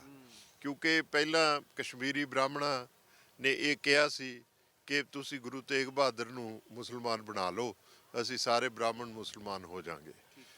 ਇਹ ਗੱਲ ਗੁਰੂ ਸਾਹਿਬ ਨੇ ਹੀ ਉਹਨਾਂ ਨੂੰ ਕਹੀ ਸੀ ਤੇ ਔਰੰਗਜ਼ੇਬ ਨੂੰ ਇਹ ਗੱਲ ਕਹੀ ਗਈ ਤੇ ਔਰੰਗਜ਼ੇਬ ਨੇ ਫਿਰ ਬੁਲਾਇਆ 9ਵੇਂ ਪਾਤਸ਼ਾਹ ਨੂੰ, ਉਹਨਾਂ ਨਾਲ ਗੁਫ਼ਤਗੂ ਕੀਤੀ। ਅਲਟੀਮੇਟਲੀ ਉਹਨਾਂ ਦੀ ਸ਼ਹਾਦਤ ਹੋਈ। ਉਹ ਇੱਕ ਵੱਖਰਾ 9ਵੇਂ ਪਾਤਸ਼ਾਹ ਦੀ ਸ਼ਹਾਦਤ ਦਾ ਪ੍ਰਸੰਗ ਵੱਖਰਾ। ਇਸ ਲਈ ਉਸ ਵੇਲੇ ਇੱਕ ਈਰਾ ਸੀ ਕਿ ਜਿਹੜੇ ਮੁਸਲਮਾਨ ਬਾਦਸ਼ਾਹ ਸੀ ਜਾਂ ਹਾਕਮੇ ਵਕਤ ਸੀ ਉਹ ਇਹ ਚਾਹੁੰਦੇ ਸੀ ਕਿ ਇਸਲਾਮ ਦਾ ਦਾਇਰਾ ਵੱਡਾ ਕਰਨ ਦੇ ਵਾਸਤੇ ਵੱਧ ਤੋਂ ਵੱਧ ਲੋਕਾਂ ਨੂੰ ਮੁਸਲਮਾਨ ਬਣਾਇਆ ਜਾਏ ਤੇ ਅੱਲਾ ਦੀ ਖੁਸ਼ਨੁਦੀ ਹਾਸਲ ਕੀਤੀ ਜਾਏ। ਇਹ ਇੱਕ ਜਨੂਨ ਸੀ। ਉਹ ਜਨੂਨ ਜਿਹੜਾ ਸੀ ਉਹ ਇੱਕ ਕਹਿਰ ਦੀ ਹੱਦ ਤੱਕ ਵਜੀਦ ਖਾਨ ਤੇ ਉਹਦੀ ਸੋਚ ਤੇ ਵੀ ਇਹ ਕਾਰੀ ਸੀਗਾ। ਇਸ ਕਰਕੇ ਉਹਨੇ ਪਹਿਲਾਂ ਕੋਸ਼ਿਸ਼ ਕੀਤੀ ਬੱਚਿਆਂ ਨੂੰ ਪਰਸੂਏਡ ਕਰਨ ਦੀ, ਵੀ ਲਾਲਚ ਵੀ ਬਥੇਰੇ ਦਿੱਤੇ, ਪਰ ਮਾਤਾ ਗੁਜਰੀ ਜੀ ਦੀ ਐਸੀ ਸਿੱਖਿਆ ਸੀ ਕਿ ਉਹ ਟਸ ਤੋਂ ਮਸ ਨਹੀਂ ਹੋਏ। ਉਹ ਆਪਣੇ ਇਸ਼ਟ ਤੋਂ ਨਹੀਂ ਡੋਲੇ, ਆਪਣੇ ਸਿਦਕ ਤੋਂ ਨਹੀਂ ਡੋਲੇ। ਉਸ ਤੋਂ ਬਾਅਦ ਜਦ ਉਹਨਾਂ ਨੇ ਦੇਖਿਆ ਬੱਚੇ ਬੜੇ ਵਿਜ਼ਿੱਦ ਨੇ, ਫਿਰ ਇੱਥੇ ਉਹਨਾਂ ਨੂੰ ਟਾਰਚਰ ਕਰਨ ਦਾ ਜਿਹੜਾ ਸੀ ਪ੍ਰੋਸੈਸ ਉਹ ਸ਼ੁਰੂ ਹੋਇਆ। ਟਾਰਚਰ ਬੜੇ ਅਜੀਬ ਕਿਸਮ ਦੇ ਤਸੀਹੇ ਉਹਨਾਂ ਨੂੰ ਦਿੱਤੇ। ਪਹਿਲਾਂ ਤਾਂ ਇਹ ਹੈ ਕਿ ਉਹਨਾਂ ਦੇ ਪੋਟੇ ਅੱਗ 'ਚ ਸਾੜੇ ਗਏ।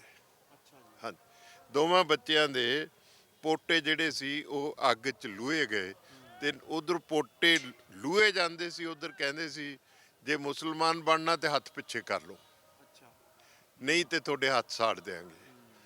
ਤੇ ਉਸ ਤੋਂ ਬਾਅਦ ਇਹ ਬਾਬਾ ਦੁੰਨਾ ਸਿੰਘ ਹਡੂਰੀਆ ਆਪਣੀ ਕਥਾ ਗੁਰੂ ਜੀ ਕੇ ਸੂਤਨ ਚ ਲਿਖਦੇ ਨੇ, ਜਿਹਦੇ ਹਵਾਲੇ ਹੋਰ ਕਿਤੇ ਨਹੀਂ ਮਿਲਦੇ ਲੇਕਿਨ ਉਹਨਾਂ ਦੀ ਚ ਮਿਲਦੇ ਨੇ ਕਿ ਉਹਨਾਂ ਨੂੰ ਨੂੜ ਕੇ, ਉਹਨਾਂ ਦੇ ਹੱਥ ਪਿੱਛੇ ਬੰਨ੍ਹ ਕੇ ਸਾਹਿਬਜ਼ਾਦਿਆਂ ਦੇ, ਉਹਨਾਂ ਨੂੰ ਇੱਥੇ ਪਿੱਪਲ ਸੀਕ, ਉਹ ਪਿੱਪਲ ਮੈਂ ਆਪਣੇ ਅੱਖੀਂ ਵੇਖਿਆ ਜਿੱਥੇ ਅਸੀਂ ਖਲੋਤੇ ਹਾਂ। ਆ ਜਿੱਥੇ ਬਣੇ ਹੋਏ ਨੇ ਇਹ ਅਖੰਡ ਪਾਠ ਦੇ ਇਹ ਕਮਰੇ ਬਣੇ ਹੋਏ ਨੇ, ਇੱਥੇ ਮਹਾਰਾਜ ਦੇ ਪ੍ਰਕਾਸ਼ ਨੇ। ਇਸ ਉਹ ਕਿਨਾਰੇ 'ਚ ਉਹ ਪਿੱਪਲ ਸੀ ਤੇ ਇੱਥੇ ਨੀਲਾ ਨਿਹੰਗ ਸਿੰਘਾਂ ਦਾ ਨਿਸ਼ਾਨ ਸਾਹਿਬ ਲਹਿਰਾਉਂਦਾ ਸੀ। ਮੈਂ ਆਪਣੇ ਬਚਪਨ 'ਚ ਦੇਖਿਆ ਤੇ ਉਦੋਂ ਲੋਕ ਉਸ ਪਿੱਪਲ ਨੂੰ ਵੀ ਸਜਦਾ ਕਰਦੇ ਸੀ, ਉੱਥੇ ਮੱਥਾ ਵੀ ਟੇਕਦੇ ਸੀ, ਹਾਰ ਵੀ ਚੜਾਉਂਦੇ ਸੀ। ਉਸ ਪਿੱਪਲ ਨਾਲ ਉਹ ਲਿਖਦੇ ਨੇ ਕਿ ਨੂੜੇ ਗਏ ਬੱਚੇ। ਫਿਰ ਉਹਨਾਂ ਨੇ ਕਿਹਾ ਪੀਪਲ ਬੰਨ ਨਿਸ਼ਾਨੇ ਮਾਰੇ, ਗਲੇਲੇ ਮਾਰੇ, ਵੀ ਫਿਰ ਅਹਿਲਕਾਰਾਂ ਨੂੰ ਕਿਹਾ ਵੀ ਇਹਨਾਂ ਦੇ ਗਲੇਲਾ ਮਾਰੋ, ਤੀਰ ਮਾਰੋ।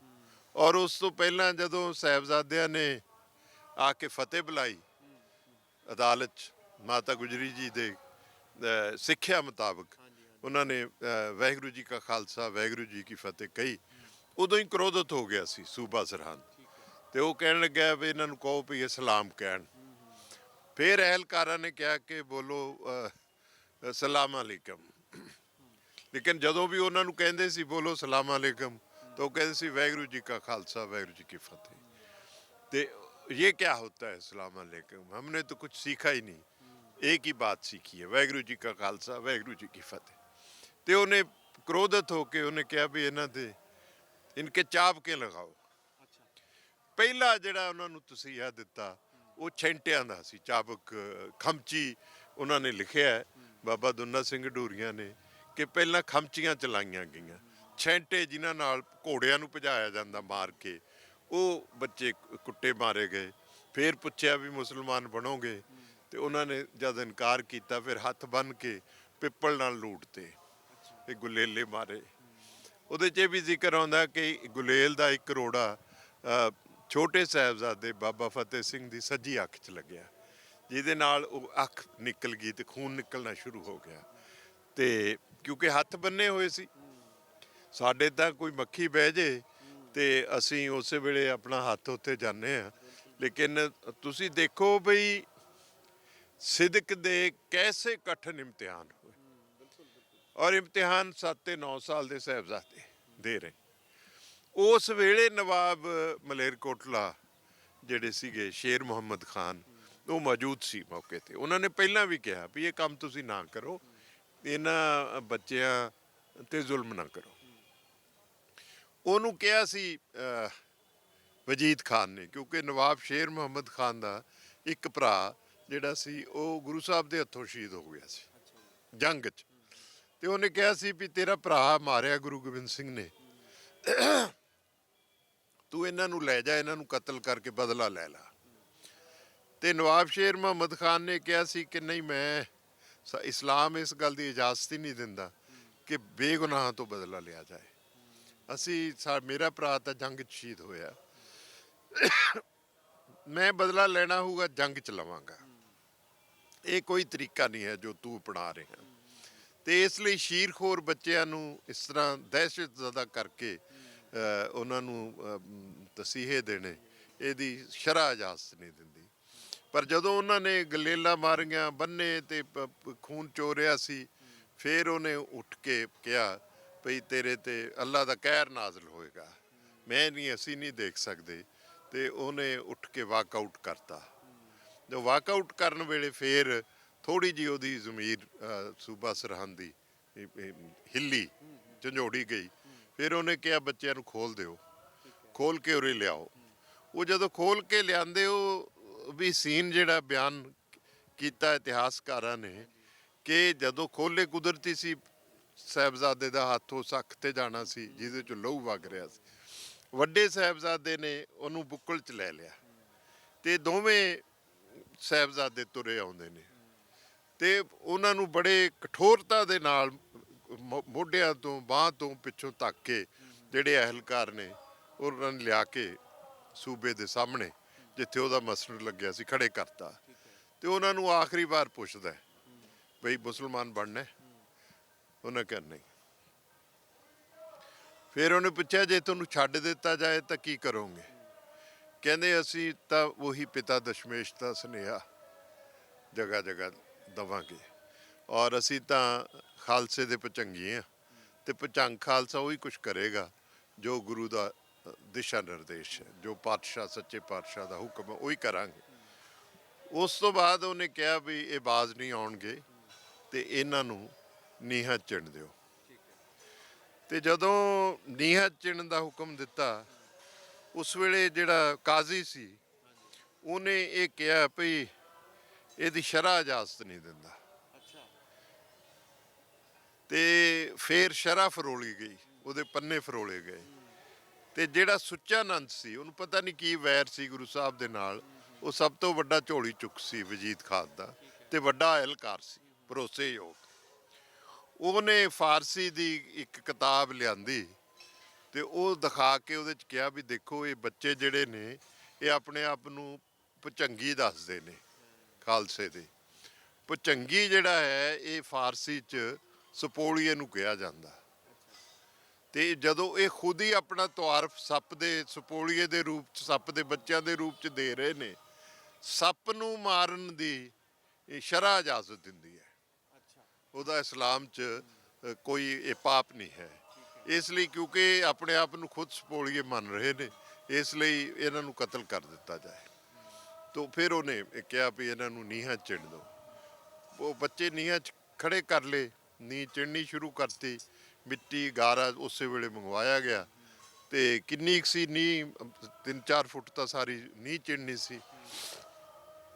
ਹੋਇਆ ਇਹ ਕਿ ਉਹ ਨੀਂਹ 2 ਵਾਰ ਡਿੱਗੀ, ਜਦੋਂ ਇੱਥੇ ਤੱਕ ਆਈ ਡਿੱਗੀ, ਕਿਉਂਕਿ ਬੱਚੇ ਸੀ ਉਹ ਜਦੋਂ ਚਿਣੇ ਜਾ ਰਹੇ ਸੀ ਹਰਕਤ ਹੁੰਦੀ ਸੀ, ਇੱਟਾਂ ਡਿੱਗ ਪਈਆਂ, ਗਾਰਾ ਡਿੱਗ ਪਿਆ। ਜਦ 2 ਵਾਰ ਡਿੱਗੀ ਉਹ ਬੜੀ ਕਾਹਲੀ 'ਚ ਸੀ ਸੁੱਚਾਨੰਦ ਕਿ ਇਹਨਾਂ ਨੂੰ ਕਤਲ ਕਰਾ ਕੇ, ਕਿਉਂਕਿ ਉਹਦੇ ਮਨ 'ਚ ਸੀ ਕਿ ਇਹਨਾਂ ਦਾ ਵੈਰ ਜਿਹੜਾ ਹੈਗਾ ਗੁਰੂ ਗੋਬਿੰਦ ਸਿੰਘ ਦਾ ਇਸਲਾਮ ਦੇ ਨਾਲ ਤਾਂ ਸ਼ਾਇਦ ਘੱਟ ਹੋਵੇ, ਸੂਬਾ ਸਰਹੰਦ ਦੇ ਨਾਲ ਤੇ ਔਰੰਗਜ਼ੇਬ ਦੇ ਨਾਲ ਇੱਕ ਵੱਡਾ ਵੈਰ ਪੈ ਜੇ, ਤੇ ਮੈਂ ਆਪਣੀ ਭੂਮਿਕਾ 'ਚ ਵੱਡਾ ਅਹਿਲਕਾਰ ਇਹਨਾਂ ਦਾ ਬਣਿਆ ਰਵਾਂ। ਇਸ ਕਰਕੇ ਉਹ ਚਾਹੁੰਦਾ ਸੀ ਵੀ ਇਹ ਬੱਚੇ ਸ਼ਹੀਦ ਹੋਣ ਇੱਥੇ। ਇਸ ਕਰਕੇ ਉਹ ਜਦ 2 ਵਾਰ ਡਿੱਗੀ, ਫਿਰ ਉਹਨੇ ਕਿਹਾ ਵੀ ਇਹ ਦੀਵਾਰ 'ਚ ਨਹੀਂ ਚਿਣੇ ਜਾਣੇ।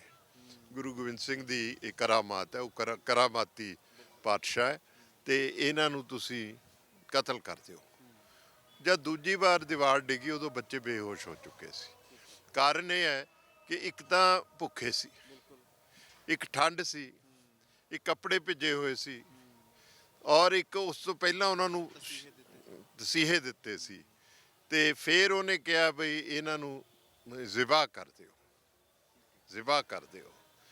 ਉਹ ਜਿਹੜੀ ਦੀਵਾਰ ਡਿੱਗੀ ਉਹਦੇ ਉੱਪਰ ਹੀ ਬੱਚੇ ਡਿੱਗੇ ਸੀ ਤੇ ਬੇਹੋਸ਼ ਸਨ। ਫਿਰ ਉਹਨਾਂ ਨੇ ਜਲਾਦ ਬੁਲਾਇਆ, ਜਿਹੜਾ ਇੱਥੋਂ ਦਾ ਪਹਿਲਾ ਜਲਾਦ ਸੀ, ਉਹਨੂੰ ਬੁਲਾ ਕੇ ਕਿਹਾ ਵੀ ਇਹਨਾਂ ਦੇ ਸੀਸ ਕੱਟ ਦੇ। ਉਹ ਕਹਿਣ ਲੱਗਿਆ ਵੀ ਮੇਰੇ ਅੱਖਾਂ ਤੇ ਪੱਟੀ ਬੰਨ੍ਹ ਦਿਓ, ਮੈਂ ਇੰਨੇ ਪਿਆਰੇ ਬੱਚਿਆਂ ਦੇ ਸੀਸ ਨਹੀਂ ਕੱਟ ਸਕਦਾ। ਉਹਨੂੰ ਫਿਰ ਉਹਨੇ ਕਿਹਾ ਵੀ ਇਹ ਵੀ ਕੋਈ ਲਿਹਾਜ਼ ਪਸੰਦ ਹੈ, ਉਹ ਵੀ ਬਾਅਦ 'ਚ ਕਤਲ ਕਰਵਾਤਾ ਸੀ। ਫਿਰ 2 ਜਲਾਦ ਸਨ ਸਮਾਨੇ ਦੇ, ਸ਼ਾਸਨ ਬੇਗ ਤੇ ਬਾਸਨ ਬੇਗ, ਸਕੇ ਭਰਾ ਸੀ। ਉਹਨਾਂ ਨੂੰ ਬੁਲਾ ਕੇ ਕਿਹਾ ਵੀ ਇਹਨਾਂ ਨੂੰ ਜ਼ਿਬਾ ਕਰ ਦਿਓ। ਤੇ ਉਹਨਾਂ ਨੇ ਕਿਹਾ ਵੀ ਇਹ ਤਾਂ ਮਰ ਚੁੱਕੇ ਨੇ, ਕਿਉਂਕਿ ਬੋਡੀ ਬੇਹੋਸ਼ੀ ਦੀ ਹਾਲਤ ਸੀ। ਫਿਰ ਲਾਸ਼ ਨੂੰ ਕੱਟਣ ਦਾ ਵੀ ਉਹਨਾਂ ਨੇ ਕਿਹਾ ਵੀ ਸ਼ਰ੍ਹਾ 'ਚ ਹੈ ਨਹੀਂ। ਹਾਂਜੀ। ਫਿਰ ਉਹਨਾਂ ਦੇ ਤਲੀਆਂ 'ਚ ਤੇਲ ਝੱਸ ਕੇ ਕੋਸਾ ਉਹਦੀ ਮਾਲਿਸ਼ ਕੀਤੀ ਗਈ, ਉਹਦੇ ਨਾਲ ਬੱਚਿਆਂ ਦੇ ਸਰੀਰ 'ਚ ਥੋੜ੍ਹੀ ਹਰਕਤ ਆਈ ਬੇਹੋਸ਼ੀ ਦੀ ਹਾਲਤ। ਉਸ ਤੋਂ ਬਾਅਦ ਫਿਰ ਇਹਨਾਂ ਦੋਨਾਂ ਨੇ ਜ਼ਿਬਾ ਕੀਤਾ ਬੱਚਿਆਂ ਨੂੰ, ਉਹਨਾਂ ਦੀ ਛਾਤੀਆਂ ਦੇ ਉੱਤੇ ਗੋਡੇ ਰੱਖ ਕੇ ਦੋਨਾਂ ਦੇ ਸੀਸ ਜਿਹੜੇ ਸੀ ਉਹ ਕੱਟੇ ਗਏ। ਔਰ ਇਹ ਸਾਰਾ ਜ਼ਿਕਰ ਜਿਹੜਾ ਹੈਗਾ ਭਾਈ ਦੁੰਨਾ ਸਿੰਘ ਢੂਰੀਆ ਵੀ ਕਰਦੇ ਨੇ, ਬਲਕਿ ਭਾਈ ਕੇਸਰ ਸਿੰਘ ਛਿੱਬਰ ਜੋ ਬੰਸਾਵਲੀ ਨਾਮਾ 10 ਪਾਤਸ਼ਾਹੀਆਂ ਦਾ, ਉਹਦੇ 'ਚ ਦਰਦਨਾਕ ਦ੍ਰਿਸ਼ ਬਿਆਨ ਕਰਦੇ ਨੇ। ਉਹਦੇ 'ਚੋਂ ਲਿਖਦੇ ਨੇ ਕਿ ਜ਼ੋਰਾਵਰ ਸਿੰਘ ਜੀ अवस्था 9 साल लिए, जोरावर सिंह जी अवस्था 9 साल लिए, फतेह सिंह जी अवस्था 7.5 साल लिए। जोरावर सिंह जी के प्राण खंडे बेग एकदम छूट गए शीश कट जाने के बाद। फतेह सिंह जी शीश कटने के बाद आधी घड़ी चरण मारते रहे, तड़पते रहे। आधी घड़ी का मतलब है 13.5 मिनट। 13.5 मिनट इस जगह से तड़पते, लेकिन सिदक नहीं हारिया, जिंदगी हारती। ਇਹ ਇਤਿਹਾਸ ਹੈ ਇੱਥੋਂ ਦਾ। ਫਿਰ ਉਸ ਤੋਂ ਬਾਅਦ ਜੀ ਜਾਂਦੇ ਜਾਂਦੇ ਇਹ ਵੀ ਤੁਸੀਂ ਦੱਸੋ, ਜਿਹੜਾ ਬਿਬਾਨਗੜ੍ਹ ਗੁਰਦੁਆਰਾ ਸਾਹਿਬ ਹੈ ਉਹਦਾ ਵੀ ਬੜਾ ਵੱਡਾ ਇਤਿਹਾਸ ਹੈ। ਉਸ ਤੋਂ ਬਾਅਦ ਕਿਹਾ ਜਾਂਦਾ ਵੀ ਜਿਹੜੀਆਂ ਬੋਡੀਜ਼ ਸੀ ਉਹਨਾਂ ਦੀਆਂ ਉੱਥੇ ਸਿੱਟੀਆਂ ਗਈਆਂ, ਉਹ ਸਾਰਾ ਕੀ ਇਹ ਹੋਇਆ? ਹੋਇਆ ਕਿ ਮਾਤਾ ਜੀ ਤਾਂ ਉਸ ਠੰਡੇ ਬੁਰਜ ਵਿੱਚ ਕੈਦ ਸਨ। ਉਹਨਾਂ ਨੂੰ ਇਹ ਪਹਿਲੀ ਜਿਹੜੀ ਸੂਚਨਾ ਹੈਗੀ ਇਸ ਭਿਆਨਕ ਸਾਕੇ ਦੀ, ਉਹ ਦੀਵਾਨ ਟੋਡਰਮਲ ਨੇ ਦਿੱਤੀ। ਉਹਨੇ ਰੋ ਰੋ ਕੇ ਮਾਤਾ ਗੁਜਰੀ ਜੀ ਨੂੰ ਦੱਸਿਆ ਵੀ ਆਹ ਕੁਝ ਵਾਪਰ ਗਿਆ। ਤੇ ਇਹ ਸਾਰਾ ਸਾਕਾ ਸੁਣ ਕੇ ਕਿ ਦੋਨੇ ਲਾਡਲੇ ਪੋਤੇ ਇਸ ਸੰਸਾਰ 'ਚ ਨਹੀਂ ਰਹੇ, ਇਤਿਹਾਸਕਾਰ ਲਿਖਦੇ ਨੇ ਵੀ ਉਹਨਾਂ ਨੇ ਇੱਕੋ ਹੀ ਸਵਾਲ ਪੁੱਛਿਆ ਵੀ ਸਿਦਕੋ ਤਾਂ ਨਹੀਂ ਸੀ ਹਾਰੇ। ਤੇ ਦੀਵਾਨ ਟੋਡਰਮਲ ਆਖਦਾ ਮਾਤਾ ਜੇ ਸਿਦਕੋ ਹਾਰ ਜਾਂਦੇ ਫਿਰ ਤੁਹਾਡੀ ਗੋਦ 'ਚ ਬੈਠੇ ਹੁੰਦੇ। ਹੁਣ ਤੇ ਉਹ ਗੁਰੂ ਦੀ ਗੋਦ ਚਲੇ ਗਏ। ਉਸ ਤੋਂ ਬਾਅਦ ਮਾਤਾ ਜੀ ਜੋ ਇਤਿਹਾਸਕਾਰ ਲਿਖਦੇ ਨੇ ਕਿ ਉਹਨਾਂ ਨੇ ਆਪਣੇ ਸਵਾਸ ਜਿਹੜੇ ਸੀ 10ਵੇਂ ਦੁਆਰ ਔਰ ਉਹ ਬ੍ਰਹਮ ਅਵਸਥਾ ਚਲੇ ਗਏ ਤੇ ਮੁੜ ਕਦੇ ਨਹੀਂ ਪਰਤੇ, ਔਰ ਆਪਣੇ ਲਾਡਲੇ ਪੋਤਿਆਂ ਦੇ ਨਾਲ ਹੀ ਸੁਦੀਵਤਾ ਦੀ ਗੋਦ 'ਚ ਚਲੇ ਗਏ। ਉਸ ਤੋਂ ਬਾਅਦ ਪੁੱਛਿਆ ਕਿ ਇਹਨਾਂ ਦੀ ਬਾਡੀਜ਼ ਦਾ ਕੀ ਕਰਨਾ ਹੈ। ਬਾਡੀਜ਼ ਹਲੇ ਇੱਥੇ ਹੀ ਪਈਆਂ ਸਨ। ਇਹ 12 ਪੋਹ ਦੀ ਗੱਲ ਹੈ। ਤੇ ਫਿਰ ਉਹਨੇ ਕਿਹਾ ਇਹ ਕਿਲਾ ਸੀ, ਕਿਲੇ ਦੀ ਬਾਹਰਲੀ ਜਿਹੜੀ ਦੀਵਾਰ ਆ ਬਹੁਤ ਉੱਚੀ ਸੀ। ਉਹਨੇ ਕਿਹਾ ਇਹਨਾਂ ਦੇ ਸਰੀਰ ਜਿਹੜੇ ਨੇ, ਬਲਕਿ ਦੁਸ਼ਟ ਕਿਹਾ ਉਹਨਾਂ ਨੂੰ, ਕਾਫਰ ਕਿਹਾ ਕਿ ਇਹਨਾਂ ਦੇ ਸਰੀਰਾਂ ਦੀ ਕੋਈ ਆਖਰੀ ਰਸਮ ਨਹੀਂ ਹੋਏਗੀ, ਇਸ ਕਰਕੇ ਇਹਨਾਂ ਨੂੰ ਦੀਵਾਰ ਦੇ ਉੱਪਰ ਦੀ ਪਿੱਛੇ ਜੰਗਲ ਵਿੱਚ ਸੁੱਟਵਾ ਦਿਓ। ਇਹ ਗੁਰਦੁਆਰਾ ਸਾਹਿਬ ਦੀ ਬੈਕ ਸਾਈਡ ਤੇ ਜਿਹੜਾ ਪਿੰਡ ਹੈ ਮਹੱਦੀਆਂ ਸੜਕ ਜਾਂਦੀ ਹੈ, ਇਹ ਸਾਰਾ ਘਣਾ ਜੰਗਲ ਸੀ। ਇੱਥੇ ਬੜੇ ਖੂੰਖਾਰ ਜਾਨਵਰ ਰਹਿੰਦੇ ਸੀ ਤੇ ਇਹਦੇ ਨਾਲ ਹੀ ਇੱਕ ਨਦੀ ਵਗਦੀ ਸੀ। ਨਦੀ ਦਾ ਨਾਂ ਹੈ ਹੰਸਲਾ। ਦੈਟ ਵਾਜ਼ ਉਹ 12ਮਾਸੀ ਨਦੀ ਸੀ ਤੇ ਬਹੁਤ ਤੇਜ਼ ਪਾਣੀ ਵਗਦਾ ਸੀ, ਕਿਉਂਕਿ ਜੇ ਤੁਸੀਂ ਵੇਖੋਗੇ ਇੱਥੇ ਨਾਲ ਹੀ ਜਿਹੜਾ ਪੁਲ ਹੈ ਉਹਦੇ ਦਰਿਆਂ ਤੋਂ ਪਤਾ ਲੱਗਦਾ ਹੈ ਕਿ ਕਿੱਡੀ ਵੱਡੀ ਨਦੀ ਸੀ ਐਂਡ ਪੀਰੀਨੀਅਲ ਸੀ ਉਹਦਾ ਫਲੋ। ਤੇ ਉਹਦੇ ਕਿਨਾਰਿਆਂ ਤੇ ਬੋਡੀ ਸਟਵਾਤੀਆਂ ਵੀ ਜਾਨਵਰ ਖਾ ਜਾਣਗੇ। ਪਰ ਜਦੋਂ ਦੀਵਾਨ ਟੋਡਰਮਲ ਨੇ ਨੈਗੋਸ਼ੀਏਟ ਕਰਕੇ ਜਗ੍ਹਾ ਮੁੱਲ ਲਈ ਇੱਥੇ ਨਾਲ ਹੀ ਗੁਰਦੁਆਰਾ ਜੋਤੀ ਸਰੂਪ ਸਾਹਿਬ, ਜਿੱਥੇ ਬੱਚਿਆਂ ਦੇ ਤੇ ਮਾਤਾ ਜੀ ਦਾ ਸੰਸਕਾਰ ਕੀਤੇ ਗਏ, ਉਹ ਅੱਤਾ ਖਾਨ ਸੀ ਪਿੰਡ ਅੱਤੇ ਵਾਲੀ ਦਾ, ਉਹਦੀ ਜ਼ਮੀਨ ਸੀ। ਉਹਨੇ ਪਹਿਲਾਂ ਆਪਣੇ ਵੱਲੋਂ ਦੇਣੀ ਆਫਰ ਕਰ ਦਿੱਤੀ ਸੀ, ਲੇਕਿਨ ਜਦੋਂ ਸੂਬੇ ਨੂੰ ਪਤਾ ਲੱਗਿਆ ਉਹਨੇ ਕਿਹਾ ਨਹੀਂ, ਇਹ ਸਾਰੀਆਂ ਜ਼ਮੀਨਾਂ ਜਾਇਦਾਦਾਂ ਸਾਡੀਆਂ ਨੇ, ਇਹ ਮੁੱਲ ਖਰੀਦਣੀਆਂ ਪੈਣਗੀਆਂ। ਫਿਰ ਉਹਦੀ ਬੜੀ ਵੱਡੀ ਮੁੱਲ ਪਾਈ ਗਈ ਕਿ ਜਿੰਨੀ ਜ਼ਮੀਨ ਚਾਹੀਦੀ ਹੈ, ਮੋਹਰਾਂ ਸਿੱਧੀਆਂ ਮੋਹਰਾਂ ਖੜੀਆਂ ਕਰਕੇ ਉਹ ਲੈ ਲਓ। ਇਹ ਫਿਰ ਸਾਰੀ ਅਦਾਇਗੀ ਜਿਹੜੀ ਸੀ ਦੀਵਾਨ ਟੋਡਰਮਲ ਨੇ ਕੀਤੀ। ਉਸ ਤੋਂ ਬਾਅਦ ਉਹ ਉਹਨਾਂ ਦੇ ਸਰੀਰਾਂ ਦੀ ਤਲਾਸ਼ 'ਚ ਆਏ ਤੇ ਉਹ ਜੋ ਲਿਖਿਆ ਕਿ ਉਸ ਨੂੰ ਪੁੱਛਿਆ ਉਹਨਾਂ ਨੇ ਜਾ ਕੇ ਸੁੱਚਾਨੰਦ ਨੂੰ ਕਿ ਬਾਡੀਜ਼ ਕਿੱਥੇ ਨੇ। ਉਹਨੇ ਦੱਸਿਆ ਵੀ ਉਹ ਤਾਂ ਦੀਵਾਰ ਦੇ ਪਿੱਛੇ ਸਟਵਾਤੀਆਂ, ਹੁਣ ਬਾਡੀਜ਼ ਕਿੱਥੋਂ ਲੱਭਦੇ, ਉਹ ਤਾਂ ਜਾਨਵਰ ਖਾ ਗਏ ਹੋਣਗੇ। ਹਾਂਜੀ, ਫਿਰ ਉਹ ਲੱਭਦੇ ਲਵਾਉਂਦੇ ਜਦੋਂ ਗਏ, ਤੁਸੀਂ ਜੇ ਜਾਓਗੇ ਇੱਥੇ ਗੁਰਦੁਆਰਾ ਬਿਬਾਨਗੜ੍ਹ ਸਾਹਿਬ ਦੇ ਦਰਸ਼ਨਾਂ ਲਈ, ਉਹਦੇ ਬਾਹਰ ਇਤਿਹਾਸ ਲਿਖਿਆ ਕਿ ਜਦੋਂ ਪਹੁੰਚੇ ਤਾਂ ਇੱਕ ਬੱਬਰ ਸ਼ੇਰ ਉਹਨਾਂ ਦੇ ਸ਼ਹੀਦਾਂ ਦੇ ਸਰੀਰਾਂ ਤੇ ਪਹਿਰਾ ਦੇ ਰਿਹਾ ਸੀ। ਜਦੋਂ ਸੰਗਤ ਪਹੁੰਚੀ, ਉਹ ਸ਼ੇਰ ਉੱਠ ਕੇ ਜੰਗਲ ਵਿੱਚ ਚਲਿਆ ਗਿਆ ਤੇ ਉਹ ਸਰੀਰਾਂ ਦੀ ਸੰਭਾਲ ਲਈ ਉਹਨਾਂ ਦਾ ਇਸ਼ਨਾਨ ਇਸ ਹੰਸਲੀ ਨਦੀ 'ਚੋਂ ਹੀ ਪਾਣੀ ਲੈ ਕੇ ਕਰਾਇਆ। ਇੱਥੋਂ ਹੀ ਭਗਵਾਨ ਸਜਾਏ ਗਏ ਤੇ ਜੋਤੀ ਸਰੂਪ ਸਾਹਿਬ ਜਾ ਕੇ ਉਹਨਾਂ ਦਾ ਸੰਸਕਾਰ ਕੀਤਾ। ਇਹ 11, 12, 13 ਪੋਹ 3 ਦਿਨ ਇੱਥੇ ਸੰਸਾਰ ਭਰ ਤੋਂ ਸੰਗਤ ਸਜਦਾ ਕਰਨ ਆਉਂਦੀ ਹੈ ਇਹਨਾਂ ਮਹਾਨ ਸ਼ਹੀਦਾਂ ਨੂੰ। ਇਹ ਤੋਂ ਇਤਿਹਾਸ, ਬਹੁਤ ਵੱਡਾ ਇਤਿਹਾਸ ਸਿਰਜਿਆ ਗਿਆ ਔਰ ਇਹ ਸਾਡੇ ਲਈ ਬਹੁਤ ਵੱਡੇ ਚਾਨਣ ਮਨਾ ਰਹੇ ਨੇ। ਨਿੱਕੀਆਂ ਜਿੰਦਾਂ ਵੱਡੇ ਸਾਕੇ, ਤੇ ਸਾਨੂੰ ਸੁਨੇਹਾ ਦਿੰਦੇ ਨੇ ਕਿ ਸਿਦਕ ਤੇ ਪਹਿਰਾ ਦੇਣ ਲਈ, ਸਿੱਖੀ ਸਿਦਕ ਤੇ ਪਹਿਰਾ ਦੇਣ ਲਈ, ਕਿਉਂਕਿ ਖੰਡਿਓਂ ਤਿੱਖੀ ਵਾਲੋਂ ਨਿੱਕੀ ਏ ਸਿੱਖੀ ਦੀ ਸ਼ਾਨ। ਤੇ ਗੁਰੂ ਨਾਨਕ ਸਾਹਿਬ ਨੇ ਵੀ ਕਿਹਾ ਸੀ, ਜੇ ਤੋ ਪ੍ਰੇਮ ਖੇਲਣ ਕਾ ਚਾਓ, ਸਿਰ ਧਰ ਗਲੀ ਮੋਰੀ ਆਓ, ਇਤ ਮਾਰਗ ਪੈਰ ਦਰੀਜੇ, ਸਿਰ ਦੀਜੇ ਕਾਨ ਨਾ ਕੀਜੇ। ਇਹ ਮਾਰਗ ਜਿਹੜਾ ਸੀ, ਇਹ ਗੁਰੂ ਨਾਨਕ ਸਾਹਿਬ ਨੇ ਤੈਅ ਕਰਤਾ ਸੀ ਕਿ ਮਾਰਗ ਬਹੁਤ ਕਠਿਨ ਹੈ। ਇਸ ਮਾਰਗ ਤੇ ਉਹ ਬੰਦਾ ਆਏ ਜਿਹੜਾ ਸਿਰ ਦੇਣ ਲਈ ਤਿਆਰ ਹੈ। ਇੱਥੇ ਸਿਰਾਂ ਦੇ ਸੌਦੇ ਹੁੰਦੇ ਨੇ।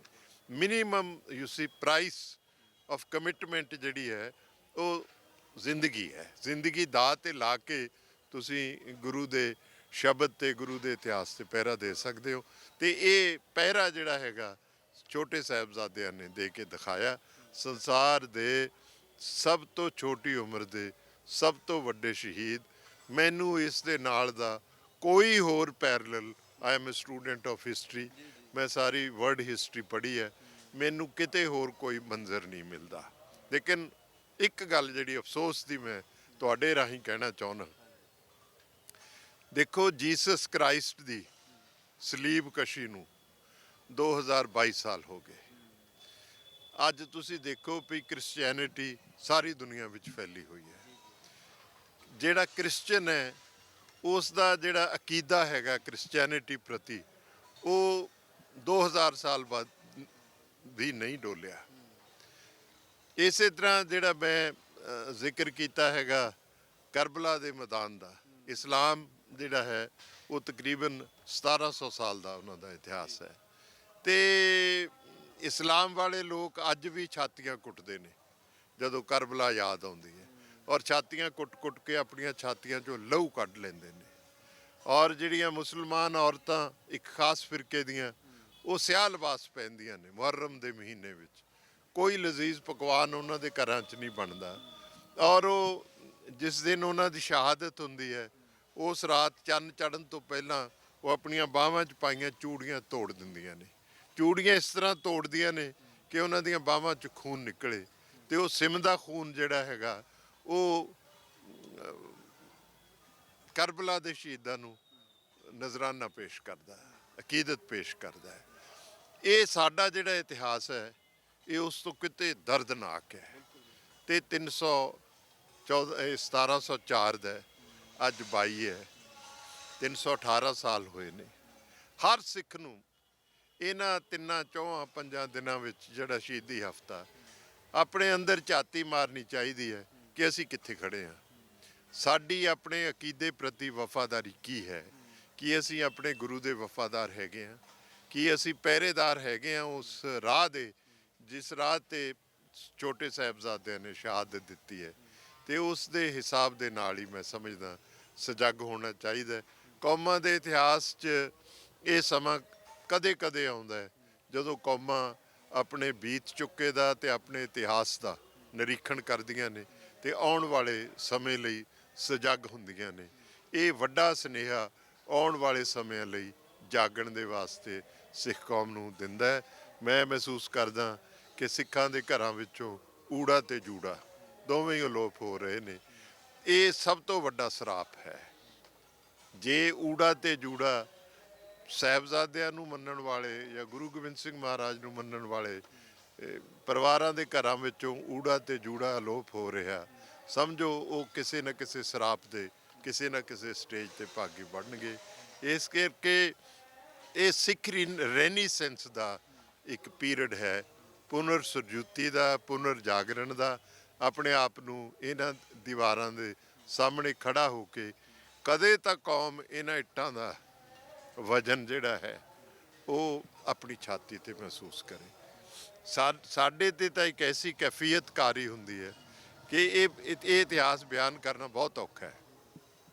ਸਾਨੂੰ ਮਹਿਸੂਸ ਹੁੰਦਾ ਉਹ ਵਜਨ ਜਿਹੜਾ ਹੈਗਾ, ਕਦੇ ਆਪਣੇ ਮਾਸੂਮ ਬੱਚੇ ਦੀ, ਜਿਹਨੂੰ ਤੁਸੀਂ ਆਪਣੀ ਬੁੱਕਲ 'ਚ ਲੈ ਕੇ ਆਪਣੀ ਛਾਤੀ ਨਾਲ ਲਈ ਪਏ ਹੋ, ਉਹਦੀ ਛਾਤੀ ਤੇ ਇੱਕ ਨਿੱਕੀ ਜਿਹੀ ਇੱਟ ਦਾ ਵਜਨ ਮਹਿਸੂਸ ਕਰੋ। ਫਿਰ ਕੀ ਬੀਤਦੀ ਹੈ। ਲੇਕਿਨ ਧੰਨ ਸੀ ਗੁਰੂ ਦਸਮ ਪਾਤਸ਼ਾਹ ਜਿਨ੍ਹਾਂ ਨੇ ਸਾਰਾ ਕੁਝ ਵਾਪਰਨ ਤੋਂ ਬਾਅਦ ਵੀ ਕਿਹਾ ਸੀ, ਇਨ ਪੁੱਤਰਨ ਕੇ ਸੀਸ ਪੇ ਵਾਰ ਦੀਏ ਸੁਤ ਚਾਰ, ਚਾਰ ਮੂਏ ਤੋਂ ਕਿਆ ਹੁਆ ਜੀਵਤ ਕਈ ਹਜ਼ਾਰ। ਜਿਨ੍ਹਾਂ ਜੀਵਤ ਕਈ ਹਜ਼ਾਰ ਬਾਰੇ ਗੁਰੂ ਸਾਹਿਬ ਨੇ ਇੱਕ ਕਾਮਨਾ ਕੀਤੀ ਸੀ, ਅੱਜ ਉਹ ਲੋਕ ਜੋ ਲੱਖਾਂ ਦੀ ਗਿਣਤੀ 'ਚ ਵਿਸ਼ਵ ਦੇ ਅਲੱਗ-ਅਲੱਗ ਥਾਵਾਂ ਤੇ ਵਸੇ ਨੇ, ਉਹਨਾਂ ਦੇ ਵਿਚਾਰਨ ਦਾ ਸਮਾਂ ਹੈ ਕਿ ਉਹ ਇਹਨਾਂ ਦੀਵਾਰਾਂ ਦੇ ਝਰੋਖਿਆਂ 'ਚ ਖੁਦ ਕਿੱਥੇ ਖੜੇ ਨੇ। ਵਾਹਿਗੁਰੂ ਜੀ ਕਾ ਖਾਲਸਾ, ਸ੍ਰੀ ਵਾਹਿਗੁਰੂ ਜੀ ਕੀ ਫਤਿਹ। ਬਹੁਤ ਬਹੁਤ ਸ਼ੁਕਰੀਆ ਜੀ। ਇਸ ਗੱਲਬਾਤ ਕਰ ਰਹੇ ਸੀਗੇ ਵੀਰ ਦਵਿੰਦਰ ਸਿੰਘ ਜੀ ਨੇ, ਬਹੁਤ ਇਲੈਬੋਰੇਟ, ਬਹੁਤ ਚੰਗੇ ਤਰੀਕੇ ਦੇ ਨਾਲ ਕੀਤਾ ਹੈ ਉਸ ਦਰਦਨਾਕ ਇਤਿਹਾਸ ਨੂੰ, ਤੇ ਉਮੀਦ ਕਰਦੇ ਹਾਂ ਤੁਹਾਨੂੰ ਬਹੁਤ ਕੁਝ ਜਾਣਨ ਦਾ ਮੌਕਾ ਮਿਲੂਗਾ ਇਸ ਵੀਡੀਓ ਰਾਹੀਂ। ਤੇ ਜਿਹੜੀ ਇਹ ਕੁਰਬਾਨੀ ਹੈ ਚਾਰ ਸਾਹਿਬਜ਼ਾਦਿਆਂ ਦੀ ਖਾਸ ਕਰਕੇ, ਸੋ ਆਪਣੇ ਆਪ ਦੇ ਵਿੱਚ ਇੱਕ ਬਹੁਤ ਵੱਡੀ ਇੱਕ ਪ੍ਰੇਰਨਾ ਜਿਹੜੀ ਹੈ ਉਹ ਸਿੱਖ ਕੌਮ ਦੇ ਲਈ ਹੈਗੀ ਹੈ। ਜਿਸ ਤਰੀਕੇ ਦੇ ਨਾਲ ਉਹਨਾਂ ਨੇ ਆਪਣੀ ਕੌਮ ਦੇ ਖਾਤਰ ਆਪਣੀ ਜਾਨਾਂ ਵਾਰੀਆਂ, ਤੇ ਸ਼ਹੀਦੀ ਜੋੜ ਮੇਲੇ ਤੇ ਇਹਨਾਂ ਨੂੰ ਯਾਦ ਕੀਤਾ ਜਾਂਦਾ, ਇਹਨਾਂ ਦੀਆਂ ਕੁਰਬਾਨੀਆਂ ਨੂੰ। ਤੇ ਵੱਧ ਤੋਂ ਵੱਧ ਸੰਗਤ ਹੈ ਜਿਹੜੀ ਉਹ ਇਸ ਵਾਰੀ ਵੀ ਫਤਿਹਗੜ੍ਹ ਸਾਹਿਬ ਪਹੁੰਚਦੀ ਹੋਈ ਨਜ਼ਰ ਆ ਰਹੀ ਹੈ। ਫਤਿਹਗੜ੍ਹ ਸਾਹਿਬ ਤੋਂ ਕੈਮਰਾਮੈਨ ਆਕਾਸ਼ਦੀਪ ਦੇ ਨਾਲ ਹਰਸ਼ਬਾਬ ਸਿੰਘ ਸਿੱਧੂ, ਬਾਬੂ ਸ਼ਾਹੀ ਟਾਈਮਸ।